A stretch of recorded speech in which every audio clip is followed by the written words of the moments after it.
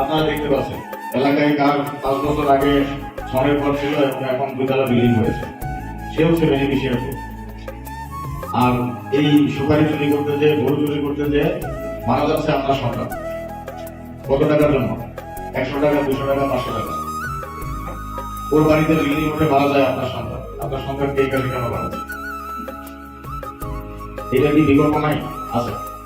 সরকার কিন্তু অলরেডি চিনি আমদানিতে ট্যাক্স কমিয়ে দিয়েছে, কিন্তু এই যারা ছোটা ব্যাপারে টাকার ইনভেস্টর, তারা আমদানি করে সরকারকে টাকা দিয়ে লাভ কম হয়, এই জন্য তোলাই করতে আনতে দেয়। আপনার সন্তান মারা যায়, তার প্রতি খুশি হয়। এই জিনিসটা যদি এই কোর্স দিয়ে আসে, আন্দোলন করতে লেবার লাগবে না, সেখানে তো আপনার সন্তানই যাবে। আপনার দৈনিক মজুরি কত? একজন লেবারের এখন একদিন কাজ করলে কত মজুরি নেয়? 600-700 টাকা। এক বস্তা চিনি চলাচল করতে কত নেয়? 200 থেকে 300 টাকা। বরং লিগাল পদ্ধতিতে যদি জিনিসটা ইম্পোর্ট হয়, আপনি একদিন কাজ করে এর থেকে বেশি মজুরি পাবেন।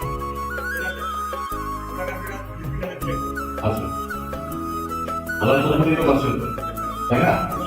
আপনার সন্তান তো মারা যাচ্ছে না, অ্যারেস্ট করছে না।